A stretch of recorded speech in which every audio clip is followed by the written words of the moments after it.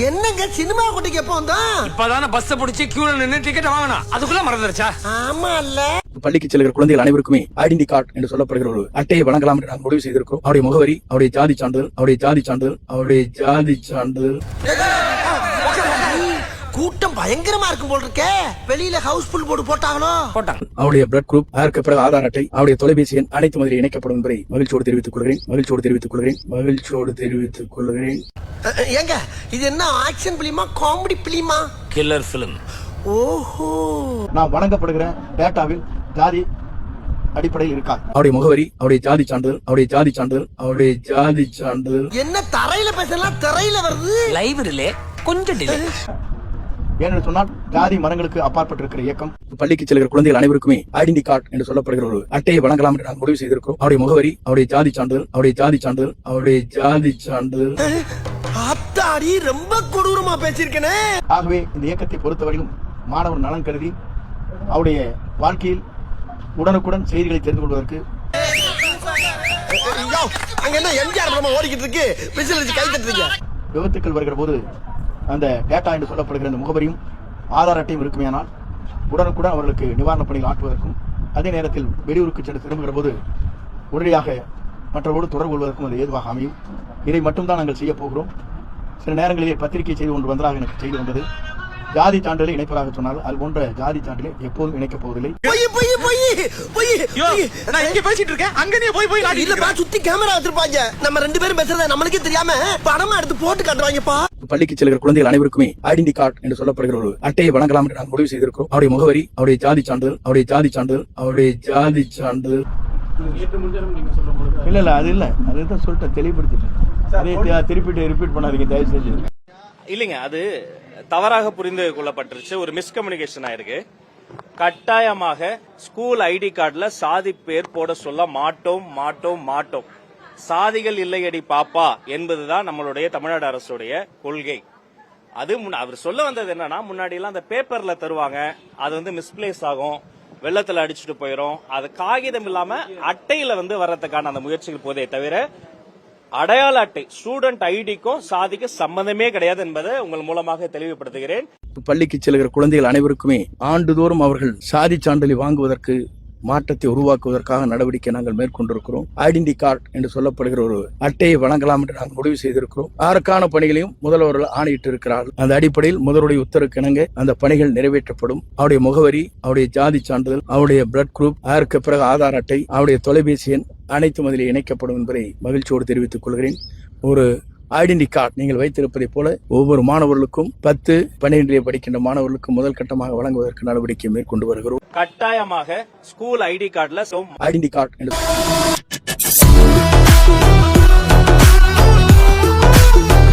இவ்ளோ காட்டினா ஓகேல உங்களா?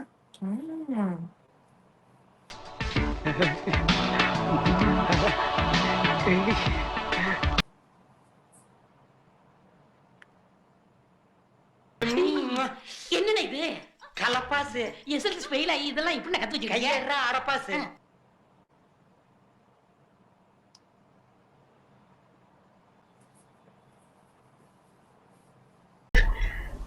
தூக்குதா சொல்லுதே. தூக்குதா ஏயில போமா, தூக்குது, துடிக்குது, வைக்குது, வலிக்குது வந்துச்சா வாய்ஸ் நோட். வணக்கம், இது ஒரு மாற்றத்துக்கான நேரம். ஆல்ரெடி மாற்றம் ஸ்டார்ட் ஆச்சு. வந்துட்டாங்க ரெண்டுமே குப்பை தொட்டிதான். இந்த அளவுக்கு ஹிஸ்டரியில இல்லாத அளவுக்கு சேஞ்சஸ் நடக்குது. எல்லாரும் அவ்வளோ இன்வால்வ்மெண்ட் இன்ட்ரெஸ்டடோட அதர் கண்ட்ரில இருந்து ஃபிளைட் டிராவல் பண்ணி நாட் ஓன்லி கேவலமா நான் லைக்கும் 10 கமெண்ட்க்கும் 100 ஃபாலோவர்ஸ்க்கும் ஃபிளைட், பஸ், ட்ரெயின் அவ்வளோ சேலஞ்சஸ் டிஃபிகல்ட் அக்செப்ட் பண்ணிட்டு ஓட் பண்றதுக்கு முன் வந்துட்டு இருக்காங்க. அம்மா, இவன் பெரிய டுபாக்கூர் அம்மா, இவனை நம்பி நீ போயிடாதே. அண்ட் கிட்ஸ் அவங்க பேரண்ட்ஸோட கன்வின்ஸ் பண்ணி ஆர்கியூ பண்ணி அவங்க ஏஜுக்கு அந்த பாலிடிக்ஸை புரிஞ்சுக்கிறது, அந்த புரிதல் இருக்கு. That's huge. பாத்தீங்களா, நகைச்சுவை அடிக்கடி இந்த மாதிரி தான் நண்பன் நகைச்சுவை பண்ணுவான். நான் ஒரு சாதாரண குடும்பத்தில் பிறந்தவன். ஒரு மிடில் கிளாஸ் ஃபேமிலி தான்.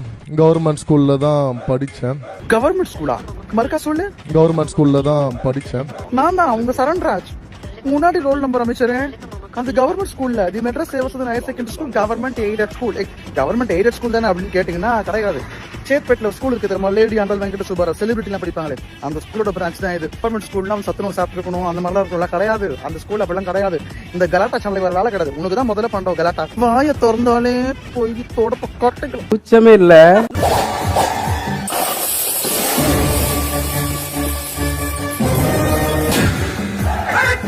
தலையில கள்ளத்துக்கு போட்டு நாம என்னப்பா செய்யறது? நாம ஒண்ணு நினைச்சா தெய்வம் ஒண்ணு நினைக்குது. தெய்வம் நினைக்கிறது இருக்கட்டும்டா, நீ ஏன்டா நினைச்ச? அசம்பிளில என்ன சொன்னாங்கன்னா, இந்த மாதிரி மும்மொழி கொள்கையை நாங்க அமல்படுத்த மாட்டோம், இருமொழி கொள்கையில தான் இருப்போம் அப்படின்னு சொல்லிட்டு தாவேக அரசும் வந்து சொல்லுது. அதையும் கவர்னர் வந்து அவங்க என்ன சொல்றாங்களோ அதையே படிச்சுட்டு அவரும் ஜாலியா போயிட்டாரு. எனக்கு ஒரே டவுட், இல்லையே அப்படியெல்லாம் பண்ண மாட்டாங்களே இவங்க. இவனுக்கு முகரக்கட்டையெல்லாம் பார்த்தாக்க அவ்வளவு நல்லவனுங்க மாதிரி தெரியலையடா. ஆனா ஒரு நவீன விதத்துல தாவேக அரசு மும்மொழி கொள்கையை தமிழ்நாட்டுல எப்படி திணிக்குதுங்கிறத நான் இப்ப சொல்றேன். May 15 அன்னைக்கு ஒரு நியூஸ் வருது, இந்த மாதிரி பாண்டிச்சேரியில வந்து நீங்க பிரெஞ்சை நீக்கிடணும், நேஷனல் எஜுகேஷன் பாலிசிக்கு கீழே நீங்க வந்து ஹிந்தியை வந்து மேண்டேட்டரியா கொண்டு வரணும் அப்படின்னு சொல்லிட்டு. May 22 இந்த மாதிரி நியூஸ் வருது, தமிழ்நாட்டுல இருக்கிற சிபிஎஸ்இ ஸ்கூல்ஸ்ல சமஸ்கிருதம் அதாவது சான்ஸ்கிரிட்ட வந்து கட்டாயமா ஒரு 3rd ஆப்ஷனல் லாங்குவேஜா நீங்க ஆக்கணும், ஆட் பண்ணணும் அப்படின்னு சொல்லி நியூஸ் வருது. ஜூன் 2 என்ன நியூஸ் வருதுன்னா, இந்த மாதிரி தமிழ்நாட்டுல இருக்க பிரைவேட் ஸ்கூல்ஸ் அதாவது மெட்ரிகுலேஷன் மற்றும் ஸ்டேட் போர்ட் இந்த ஸ்கூல்ஸ் எல்லாம் என்ன பண்ணணும்னா, இந்த மாதிரி உங்களோட ஃபீ ஸ்ட்ரக்சரை வந்து நீங்க ஓபனா வெளியிடணும், ஜூன் 10 நீங்க வெளியிட்டே ஆகணும் அப்படின்னு சொல்லிட்டு ஒரு உத்தரவு வருது. ஃபீஸ் பிக்சேஷன் கமிட்டில இருந்து இந்த மாதிரி கட்டணத்தை வந்து வரையறை செய்யறோம், நாங்க ஃபீ கேப்பிங் பண்றோம் அப்படின்னு சொல்லிட்டு ஜூன் 8 நீங்க வந்து நாங்க சொல்ற ஃபீ ஸ்ட்ரக்சர் ₹1 கூட நீங்க எக்ஸ்ட்ரா எல்லாம் கேட்க கூடாது அப்படின்னு சொல்லிட்டு இங்க இருக்க பிரைவேட் ஸ்கூல்ஸ்க்கு இன்ஃபர்மேஷன் வருது. காலையில தூங்கி எழுந்தோடனே வந்த நியூஸ், இந்த மாதிரி பள்ளி கல்வித்துறை அமைச்சர் வந்து 848 பிரைவேட் ஸ்கூல்ஸ் அண்ட் சிபிஎஸ்இ ஸ்கூல்ஸ்க்கு வந்து என்ஓசி கொடுக்கறாரு அப்படின்னு சொல்லிட்டு. புரியல. பிரெஞ்சை தூக்கிட்டாங்க, ஹிந்தியை வந்து மேண்டேட் பண்ணிட்டாங்க, 3rd ஆப்ஷனல் லாங்குவேஜ் சான்ஸ்கிரிட்ட கட்டாயமா சேர்க்கணும், ஆப்ஷனல் தான் பட் ஆனா சேர்க்கணும் அப்படின்னு கொண்டு வந்துட்டாங்க.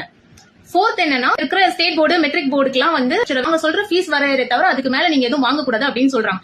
இப்ப இதுல என்ன ட்விஸ்ட்னா, இப்ப நான் வந்து தமிழ்நாட்டுல பிரைவேட் ஸ்கூல் வச்சிருக்கேன், ஸ்டேட் போர்டோ இல்ல மெட்ரிக் போர்டோ வச்சிருக்கேன்னா இவங்க சொல்ற ஃபீஸ் வரையறைக்குள்ளதான் நான் வாங்கணும்னு என்ன கட்டாயப்படுத்தும் போது என்ன ஆகுதுன்னா, என்னால நான் எதிர்பார்க்கிற இன்ஃப்ராஸ்ட்ரக்சரையோ இல்ல டீச்சர்ஸ்க்கு சேலரியோ என்னால கொடுக்க முடியாது. அப்ப இவென்ச்சுவலி நான் என்ன பண்ணுவேன், சிபிஎஸ்இ போர்டுக்கு மாறுவேன். பிரைவேட் ஸ்கூல்ஸ் எல்லாமே சிபிஎஸ்இ போர்டா கன்வெர்ட் ஆகும். அப்ப கடைசியில தமிழ்நாட்டுல கவர்மெண்ட் ஸ்கூல்ஸும் சிபிஎஸ்இ ஸ்கூல்ஸ் மட்டும் தான் இருக்கும். பேரண்ட்ஸ் என்ன பண்ணுவாங்க, குவாலிட்டி ஆஃப் எஜுகேஷனுக்காக தான் பிள்ளைங்களை வந்து சிபிஎஸ்இ ஸ்கூல்ல தான் சேர்ப்பாங்க, கவர்மெண்ட் ஸ்கூல்ல சேர்க்க மாட்டாங்க. சிபிஎஸ்இல என்ன இருக்கும், மும்மொழி கொள்கை இருக்கும்.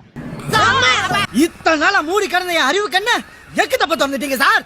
ஹிந்தி இருக்கும், இங்கிலீஷ் இருக்கும், 3வது ஆப்ஷனல் லாங்குவேஜா சான்ஸ்கிரிட் சேர்த்திருக்காங்க. ரொம்ப பயங்கரமான ஆளா இருப்பாரு. எனக்கு டிஎம்கே தான் ரொம்ப பிடிக்கும். சரி, டிவிக்கு பிடிக்காது. ஏன் டிவிக்கு பிடிக்காது? அது வந்து டிஎம்கே எல்லாமே பண்ணிக்கிறாங்க, டிவிக்கு எதுவுமே பண்ணல. என்னம்மா நீங்க இப்படி பண்றீங்களாமா? கூட பிறந்த என் தங்கச்சி வித்யா இறந்தப்போ எனக்குள்ள ஒரு பெரிய பாதிப்பை ஏற்படுத்துச்சு. அதுல கொஞ்சம் கூட குறையாத பாதிப்பையும் வேதனையும் ஏற்படுத்தினதுதான் தங்கச்சி அனிதாவோட மரணம். அதுலயும் தகுதி இருந்தும் தடையா இருக்கே இந்த நீட்டு. அப்ப ஒரு முடிவு பண்ணுங்க, வாய் நிறைய விஜயண்ணான்னு நம்மள மனசார கூப்பிடுற இந்த பெண் பிள்ளைங்களோட கல்வி வாழ்க்கைன்னு எல்லாத்துலயும் ஒரு நிரந்தர பாதுகாப்பை ஏற்படுத்தணும். இனிமே கவலைப்படாதீங்க, உங்க மகன், உங்க அண்ணன், உங்க தம்பி, உங்க தோழன், உங்க விஜய் களத்துக்கு வந்துட்டான். மாநில அரசு எங்களுக்கு போராட்டம் தருவதற்கான ஒரு இடத்தை கூட ஒதுக்காம மாணவர்கள் அப்படியே வர வர வந்து ஆடு மாடு போல கைது பண்ணுவது, அதே போல மாணவிகள் இருக்காங்க இந்த போராட்டத்துல ஆண் காவலர்கள் பிடித்து இழுப்பதெல்லாம் வந்து ரொம்ப ஒரு மோசமான கேவலமான கொச்சையான செயல் என்பதை இந்த இடத்துல பதிவு செய்யறோம். முறையா ஒரு போராட்டம் நடத்த வந்தா கூட இன்னைக்கு தமிழ்நாட்டுல இடம் கிடையாதா என்ற கேள்வியை தான் இன்றைக்கு மாநில அரசை நோக்கியோ சிஎம் விஜய் அவர்களை நோக்கி இன்னைக்கு நாங்க கேள்வி எழுப்ப விரும்புறோம். என்ன கண்ணெல்லாம் கலங்கி இருக்கு? யாருன்னே தெரியல, ஒரு பொண்ணு. அவர் தான் சொல்றாருல, குழந்தைக்கு உடம்பு சரியில்லை அதனால தான் மாத்திர அப்படி நசுக்குன்னு. கரெக்ட், குழந்தைக்கு உடம்பு சரியில்லைன்னு சொல்லிட்டு ஐபிஎல் மேட்ச் பார்க்க வந்த இடத்துல போன்ல வச்சு மாத்திரையை நசுக்கி இருக்கீங்க, அது ஏடிஎம் கார்டுல, அப்படிதானே? ஆமா, அதனால தான் அப்படி பண்ணாரு. அப்ப இந்தா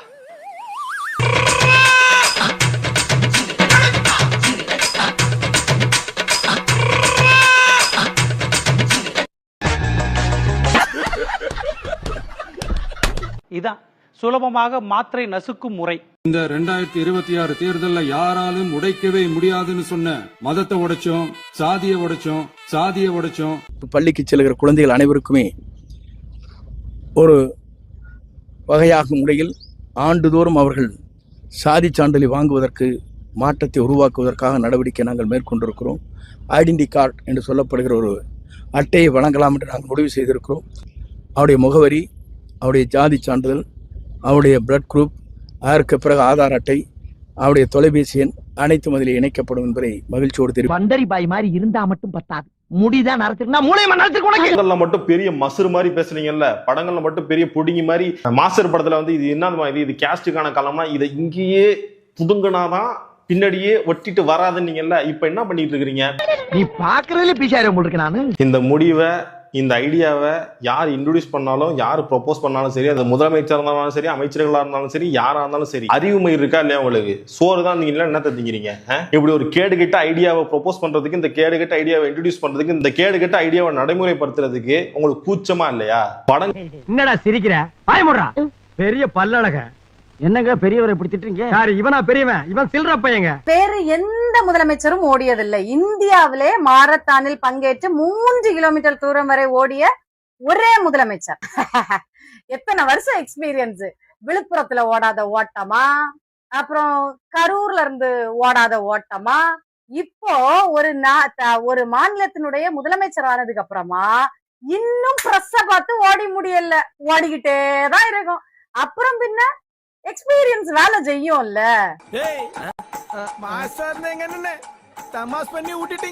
தமிழ்நாடு அரசின் டெல்லி சிறப்பு பிரதிநிதியாக வெங்கட நாராயணா பதவி நியமனம் செய்யப்பட்டிருக்கிறார்.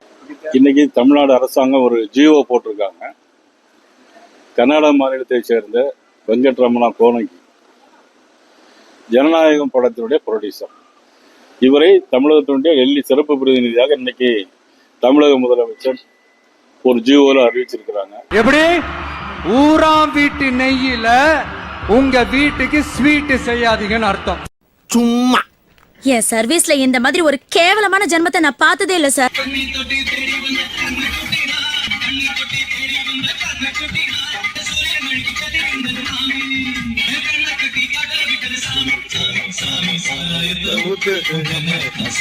ஐயோ,